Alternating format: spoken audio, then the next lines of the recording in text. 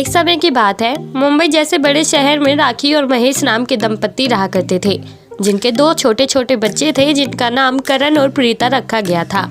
जो दिखने में जितने ही छोटे थे, उनकी शरारतें उतनी ही बड़ी थीं। बीतते समय के साथ साथ अब दोनों बड़े होने लगे थे और उनकी शरारतें लापरवाही में बदलती जा रही थी। सुबह उठने के साथ ही दोनों की शरारतें शुरू हो जाया करती। जो पहले तो अपने रूम का सत्यानाश करते और स्कूल पहुंचने पर वहां भी दूसरे बच्चों से लड़ाई झगड़े कराया करते थे, जिसकी वजह से करण और प्रीता के साथ साथ उनके माता पिता को भी स्कूल टीचर से खूब डांटें सुननी पड़ती थी।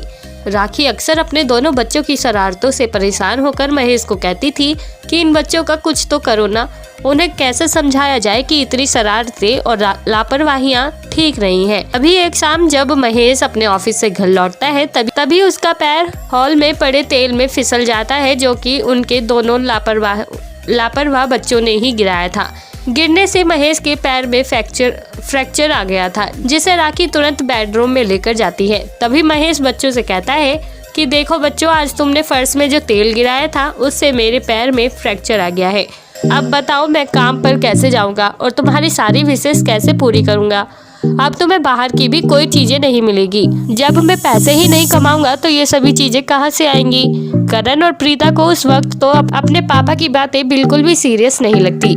जैसे जैसे दिन बीतते गए और महेश काम पर नहीं गया, तो करण और प्रीता की विशेष भी पूरी नहीं हुई और उन्हें बाहर की भी कोई चीजें नहीं मिली। करण और प्रीता की शरारतें और लापरवाही की वजह से ही उनकी खुशियां छिन गई थी। इसलिए वो तुरंत दौड़ते हुए अपने मम्मी पापा के पास जाते हैं और कहते हैं कि मम्मी पापा, हम दोनों अपनी गलती मानते हैं, हम बहुत लापरवाह और शरारती हैं, लेकिन हम दोनों आज ये प्रॉमिस करते हैं कि आज से हम दोनों ऐसी कोई शरारत या लापरवाही नहीं करेंगे जिससे हमें या फिर किसी दूसरे शख्स को किसी तरह का नुकसान हो।